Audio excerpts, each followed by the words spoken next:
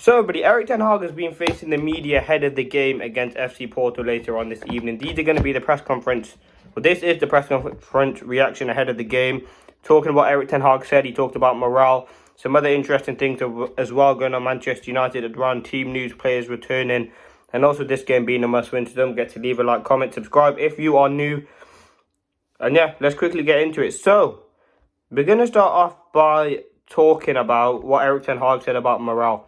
Because obviously this game is huge for Manchester United. It could be one of Erik ten Hag's final games at Manchester United. And obviously he needs the players who are going to fight for him in the game. And that's ultimately what I talked about in the preview. But this is what Erik ten Hag said. He said, on morale following recent results. Always when we are not winning, we are disappointing. And we are also mad with ourselves. On the Spurs game, he said, we are mad with ourselves, especially when you lose a game like Sunday, but you have to deal with it. We are mad, and from the madness, we have to get motivation. Everyone has to take responsibility, and that starts with me as the manager. But on the pitch, we have leadership skills, and they have to stand up. Every game for us is 100% is important, and every opponent is 100% motivated. We have to be ready to compete and fight with them. This game, it's so tough. And going on what Erik ten Hag said there, we have to fight and we have to be motivated. That's ultimately the key kind of principles to take in this game. I want to see United win. I want to see United do it in a good way. I don't want to see us get a scrappy 1-0 win, even though I'll take it. I want to see us play some really, really good football. And the morale has to be high. I mean, Erik ten Hag has been early in training since that Spurs defeat, analysing, going over the results, and really seeing what we really can do to change the way that we've been playing. Because, if I'm honest with you, the last few games have been diabolical. Twente, Palace, yes, we didn't score, but yes, we didn't concede and we didn't score, but still we should have done much better. Tottenham was a shambles. So this game is another stepping stone. And these games coming up every 3 days is really, really good. It gives the players a new opportunity to go out. There's a quick turnaround. But yeah, it's a big game. The morale has to be there. The motivation has to be there because Porto will otherwise destroy us. Now, Erik ten Hag talked on the new structure and how often they communicate. He said, we talk every day. We are in union. We made that commitment in the summer. We have refreshed the staff and I appointed my assistants. I appointed the staff I did. We refreshed the squad as well. Listen, on that is interesting because obviously he talked about Ruud van Nistelrooy potentially being the manager. Ten Hag leaves. Reports that Dan Ashworth and Omar Barada didn't really have a say in Erik ten Hag staying. So the fact that they are united is kind of really, really good. And that's ultimately what you want to see. You don't really want to see a divide because it just doesn't help anyone. Now, this club wants to be back on the top, and it's a long-term target. We talk every day. Every day we evaluate and review the process. And where necessary, we make our decisions.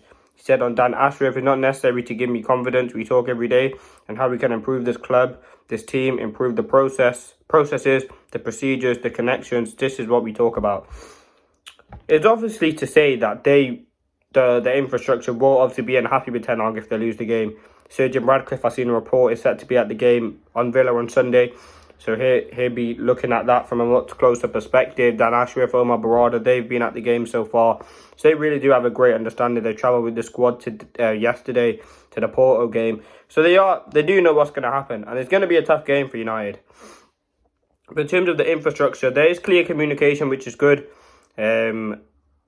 And yeah, that's all I really can say. He said on Spurs, it's one game. It's one game. There's a view of what we could have done better. For instance, after conceding a goal so quickly, which shouldn't happen, you have to keep calm and composed and stay in the game and stick to the plan.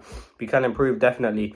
And that's something that obviously I've seen a lot. When United in previous years, under Oli, Ranić, previous managers, Van Gaal, going back to them days, when United do concede, the mentality and the motivation just massively decreases. Errors increase, frustration increases.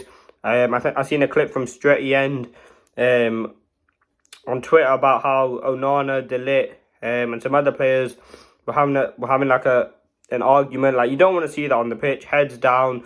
Like, it's just not what you really want to represent. In that sort of moment, you need a player who's your captain, and that is Bruno Fernandes, who's not really setting a good example.